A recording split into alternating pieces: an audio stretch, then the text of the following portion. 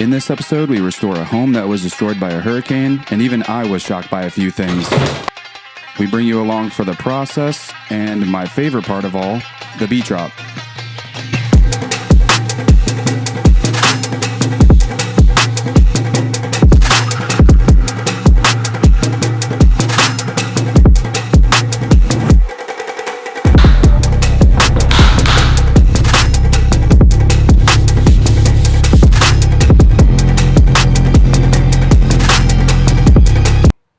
Hey guys, Bryan Greenwell here today on Sanibel Island again, working on another project here. This time, this is actually a full interior renovation. The shower pans are already in both bathrooms, and we're going to be running these tiles here vertically. They actually have a lot of vertical lines in them. Big porcelain tiles are actually much more beneficial when it comes to filling spaces with the most minimal amount of grout lines as possible. Some of the walls that we've been working on, this drywall mud is usually meant to fill in tape lines between the seams of drywall boards. But here, for example, we are floating out the entire wall with drywall mud to match the smooth texture throughout the rest of the home. So here you can actually see another example of the final wall color that we're going with versus the primer and raw trim. This trim is actually going to be a little bit lighter than this wall color. We did replace all of the outlets and switches. You can see here we have some LED lights that we did install, which adds a lot of lighting. This is just our first day of the flooring installation. We did spend some time yesterday prepping the previous floors to be leveled enough to lay this new flooring directly over it. The nice thing about this flooring is that it actually has an underlayment built into it. As you can see here, it's actually fairly thick in comparison to some less expensive options. It does improve the actual conditions that when you walk across it. It's not as firm as this, it's a little bit softer. So for people who are barefoot or elderly who have issues with their joints, they actually enjoy this type of flooring much more because it has a little bit of give to it.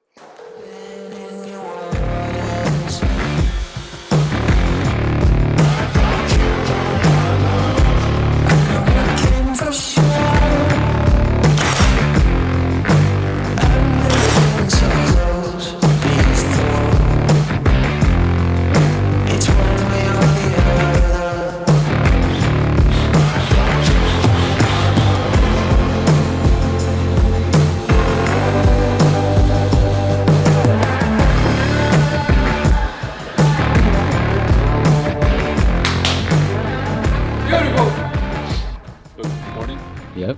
All right. Hey guys, we're back on the final day of this renovation on Sanibel. Have a special guest with us today. This is Morgan Marks. Hi. This is my girlfriend.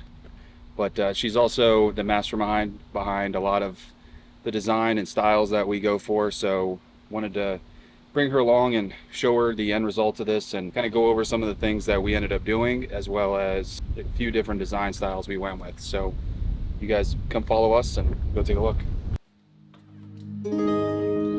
Ta-da!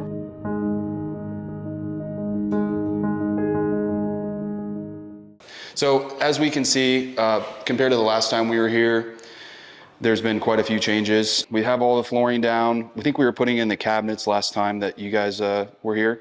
And from there, we put the butcher block in, sink, appliances, and then ran all of the backsplash tile from countertop to ceiling height, which I really like to see. And with that, we were able to really show off that backsplash because the customer wanted to do mainly open shelving, which once again, I think is something that we both like. Let's take a little bit closer look at some of the details there. So I guess give us an example of why you set things up this way and how it ties in. Okay, so I brought this stuff from home, so some of it's just my own taste, but with open shelving, it also allows for you to, if you have a nice set of dishes, you can display them, but it's functional and pretty to look at for the most part. Clay pots, the bronze, all of that kind of pulls the earth tones out of this blue. That's what it is. See, that's the thing is I think now that you have those sandy colors in there, it allows for the lighter tones in the tile to stand out. And maybe now I'm only noticing that because you have a lot of the lighter sandy tones up there on the shelves, which is now pulling that out of the tile too. The concept behind decorating bookshelves, bookcases, or open shelving like this is you kind of want to create a flow. You don't want everything to be the exact same height. It looks a little too symmetrical. You kind of want to balance everything out, as well as different items. Usually on bookshelves you put books, but you can use pots, plants, candles. Any of these allow for depth based off the color as well as dimension with the different heights. And a lot of people wouldn't think that you would put bronze or a darker gold because everything is stainless, but mixed metals is a thing now. I will say too, as far as the pendants go, you were mentioning something that I didn't even think about, although a little more difficult to clean. The purpose of blown glass like this or pendants that are globes or glass is so it's not visually blocking and it's not in the way. It's not to draw your attention. It's translucent so it passes through. When you first come in, it still allows you to see all the way to the back wall, Absolutely. those still being here.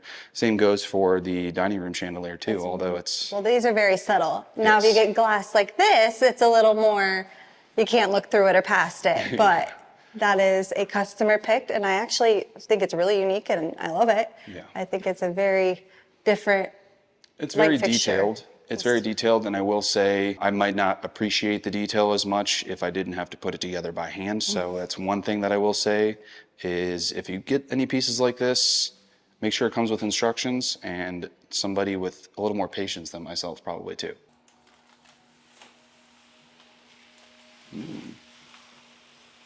Holy shit, wow. This mirror does look really good.